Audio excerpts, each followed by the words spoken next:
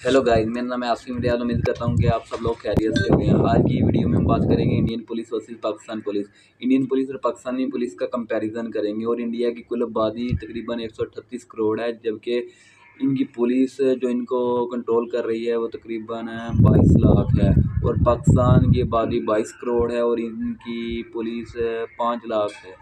आज इनका कंपैरिजन करेंगे कि इंडियन हुकूमत अपनी पुलिस को क्या चीज़ें फ़राहम करता है और दूसरी तरफ पाकिस्तानी हुकूमत अपने मुल्क की पुलिस के लिए क्या क्या चीज़ें फ़राहम करते हैं। आज की इस वीडियो में हम Indian police versus Pakistani police का कंपैरिजन करेंगे। चलो वीडियो शुरू करते हैं। अगर मेरी वीडियो अच्छी लगे तो चैनल को सब्सक्राइब करें, वीडियो को लाइक करें और एक अच्छा सा कमेंट करें ताकि अगली वीडियो मेरी आप तक जल्द से जल्द पहुँच सके।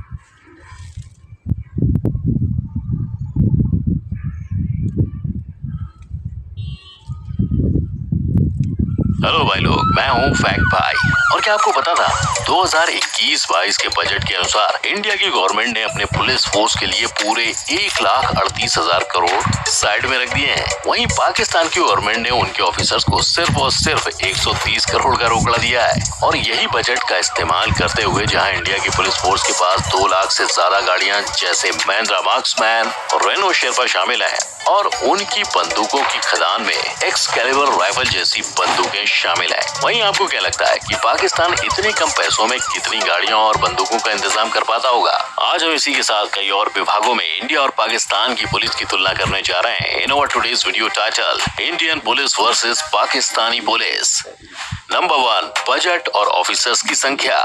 अब जहां हम शुरुआत से शुरू कर ही रहे हैं तो आपको बता दूं कि इंडिया के पूरे 138 करोड़ की आबादी के लिए देश भर में सिर्फ 20 लाख जितने पुलिस वाले मौजूद हैं। वहीं पाकिस्तान की 22 करोड़ की जनता के सामने पूरे 4 से 5 लाख पुलिस है। और अब जाहिर सी बात है कि इतने सारे पुलिस वाले फोर्स में मौजूद हैं तो इनके लालन पालन पोषण के लिए भी पैसों की जरूरत तो पड़ेगी ही ना। तभी तो इंडियन पुलिस फोर्स के ऑफिसर्स के लिए गवर्नमेंट ने पूरे 1,38,000 करोड़ रुपए जमा करके संभाल के रखा है। वहीं हम पाकिस्तान के बजट की ओर ध्यान दें तो उनको खर्च करने के लिए 130 करोड़ मिलते हैं। पर जहां ये दोनों देशों के ऑफिसर्स की आबादी में इतना ज्यादा फर्क है, वहाँ एक चीज थोड़ी सी कॉमन भी है। वो ये है कि दोनों देशों के पुलिस फोर्स में आपको ज्यादातर मर्द ही देखने को मिलेंगे, क्योंकि इन दोनों ही देशों में लेडी ऑफिसर्स की बहुत ज्यादा कमी है। और ये आंकड़ा इतना ज्यादा ऊपर नीचे है कि जहाँ भारतीय पुलिस फोर्स में कम से कम 33% ऑफिसर्स महिला ऑफिसर्स होनी चाहिए, वहीं 2020 में पूरे पुलिस फोर्स में सिर्फ और सिर्फ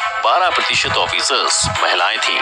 लेकिन ये तो भूल से भी मत सोचना कि हमारे पड़ोसी देश की हालत अच्छी होगी, क्योंकि इनके यहाँ तो पूरे 4-5 लाख की पुलिस फोर्स में सिर्फ 1.5% ऑफिसर्स औरतें हैं। पर इन औरतों के साथ ये अकेला नाइंसाफी भरा काम नहीं होता। इसके अलावा भी दोनों देशों में लेडी ऑफिसर्स को या तो सिर्फ डेस्क जॉब दिया जाता है या तो फिर FIR लेने का काम पर बिठा देते हैं और बाकी के ऑन ड्यूटी जॉब्स मर्दों के लिए साइड पर रख दिए जाते हैं। खैर, जहां औरतों और मर्दों में इतना मतभेद किया जाता है, वहीं इंडिया में पुलिस ऑफिसर्स बनने की प्रक्रिया में कोई अंतर नहीं होता। नंबर 2, पुलिस बनने की रिक्वायरमेंट।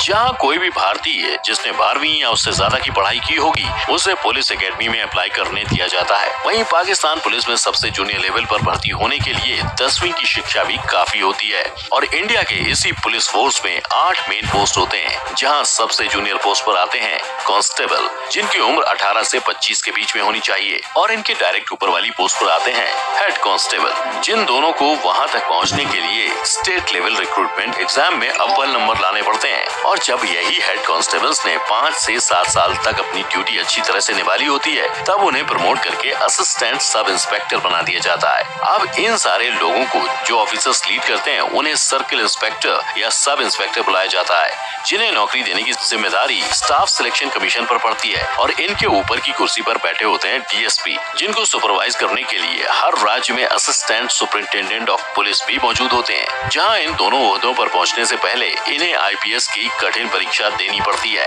पर ऑफिसर्स की गिनती में जो सबसे ऊपर ओहदे पर आते हैं वो हैं स्टेट के DGP, जिनके नीचे स्टेट भर के सारे पुलिस स्टेशंस आ जाते हैं। Number 3, arms and ammunitions. वैसे जहां इंडियन पुलिस फोर्स को 26 अलग अलग किस्म की फायर आर्म्स प्रोवाइड की जाती हैं, वहीं पाकिस्तानी पुलिस के कलेक्शन में सिर्फ 8 प्रकार के गन्स शामिल हैं। जी हाँ, और भारतीय पुलिस के बंदूकों के खदान की लंबी लिस्ट में शामिल होते हैं हैंड गन, शॉर्ट गन, सब मशीन गन, असॉल्ट राइफल से लेकर लाइट मशीन गन और स्नाइपर। पाकिस्तान तो इंडिया हर चीज़ में पीछे दिखाई दे रहा है, जैसे कि ये गन होगी, करेंसी होगी। पहले तो करेंसी इंडिया की पाकिस्तान से नीचे थी, अब इंडिया की करेंसी भी पाकिस्तान से ऊपर चली गई है। हर चीज़ में इंडिया की आबादी तो वैसे ही बहुत ज़्यादा है, पाकिस्तान की बहुत कम आबादी है, लेकिन फिर भी ना पाकिस्तान हर चीज़ में इंडिया के पीछे पीछे है। ये अगर बात सही हो तो कमेंट में बताना ज़रूर।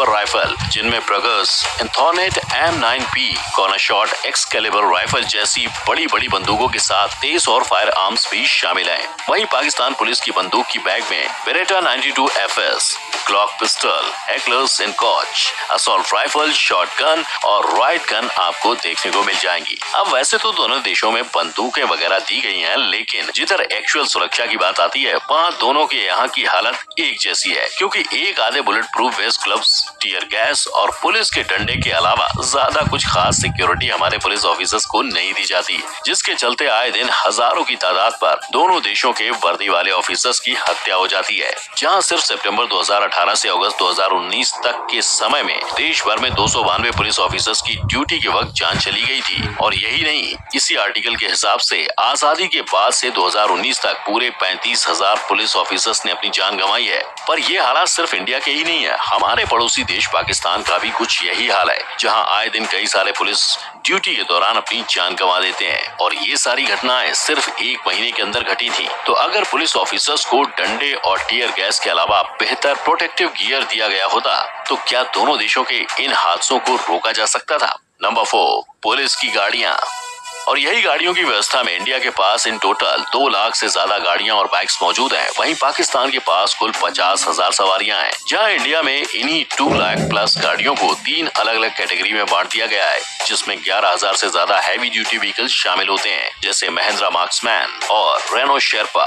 साथ ही 19,000 मीडियम ड्यूटी व्हीकल्स और 80,000 लाइट वेट व्हीकल्स होती हैं, जिसमें पेट्रोलिंग के लिए पुलिस ऑफिसर्स को बाइक दी जाती हैं। अब वहीं हम पाकिस्तान पुलिस के 50,000 वाहनों की बात करें तो इनमें हाईवे पेट्रोलिंग और लोकल पुलिस वाले अक्सर टोयोटा हाइलक्स में घूमते हुए पाए जाते हैं। वहीं मोटरवे पुलिस को ज्यादातर टोयोटा कोरोला या प्रेडो में देखा जाता है। और ऐसे ही अलग अलग गाड़ियों के साथ ही हाई रिस्क वाली जगहों पर जाने के लिए ऑफिसर्स को बुलेट प्रूफ गाड़ियां भी प्रोवाइड की जाती हैं। पर जहां इन ऑफिसर्स को ये सारी महंगी और बड़ी बड़ी गाड़ियां तो दी जाती हैं, लेकिन दूसरी ओर इनकी देखभाल करने का साधन सही तरीके से नहीं दिया जाता। यानी आप मानोगे नहीं, इंडिया में आज के दिन में पेट्रोल कार्स में दिन भर में 20 लीटर का पेट्रोल ऑफिशियली डाला जाता है, जहां उन्हें इसी पेट्रोल को दिन के 11 से 18 घंटे की शिफ्ट में इस्तेमाल करना होता है। और तभी तो कई ऑफिसर्स इसी पेट्रोल की मात्रा को बढ़ाने तक की बात करते हैं। तो क्या ये भी एक बड़ा कारण है जिसके कारण आए दिन दोनों देशों की पुलिस के हाथों कई गैर कानूनी काम होते हैं।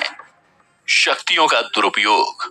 क्योंकि आप मानोगे नहीं, गवर्नमेंट के सर्वे के अनुसार पाकिस्तानी पुलिस के खिलाफ सबसे ज्यादा केस दर्ज किए गए हैं। और वहाँ की पब्लिक में अगर किसी चीज का खौफ है तो वो पुलिस ही है। और हो भी क्यों ना, क्योंकि जिस देश में 2017 की रिपोर्ट्स के अनुसार पुलिस के हाथों 495 निर्दोष लोगों की हत्या हुई थी, तो अब इन्हीं पुलिस वालों पर कौन भरोसा कर सकता है। क्योंकि ऐसा ही केस जिसने पूरे देश को हिलाकर रख दिया था वो था 2010 का केस, जहां पाकिस्तानी पुलिस ने दिन दहाड़े 24 साल के युवक शहबाज की उसके पिता के सामने हत्या कर दी थी। पर यह अकेला ऐसा हादसा नहीं है, देश भर में ऐसे अनगिनत हादसे आए दिन सामने आते हैं। लेकिन ये पुलिस की खराब हालत बस पाकिस्तान की नहीं है, भारत का भी कुछ यही हाल है, जहां 2019 की रिपोर्ट्स के अनुसार इंडिया में पुलिस ऑफिसर्स के द्वारा 1731 लोगों की हत्या हुई थी। पर यही नहीं, 2020 के NCRB की रिपोर्ट्स के अनुसार इंडिया के 28 राज्यों और 8 यूनियन टेरिटरीज की पुलिस लॉकअप में पुलिस के द्वारा इन टोटल 43 बेगुनाह लोगों की हत्या हुई थी, जिनमें से सिर्फ 22 केस को रजिस्टर किया गया था और सिर्फ 11 पुलिस ऑफिसर्स को अरेस्ट किया गया था।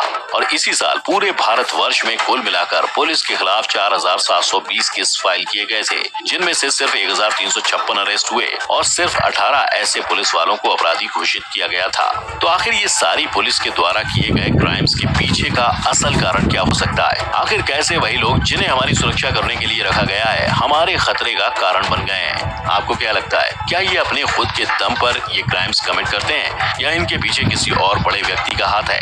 नीचे कमेंट में जरूर बताइएगा अपनी राय, और साथ ही दोनों देशों के रक्षकों की कौन सी डिफरेंस आपको सबसे अलग लगी ये भी बता दीजिए। साथ ही वीडियो को लाइक और शेयर करना मत भूलिएगा। और अगर ऐसे ही इंफॉर्मेशन से भरे वीडियोस देखना चाहते हैं तो चैनल को सब्सक्राइब करें, बेल आइकन को हिट कर देना। आज के लिए बस इतना ही, मिलते हैं अगली वीडियो में। टिल देन टेक केयर, जय हिंद।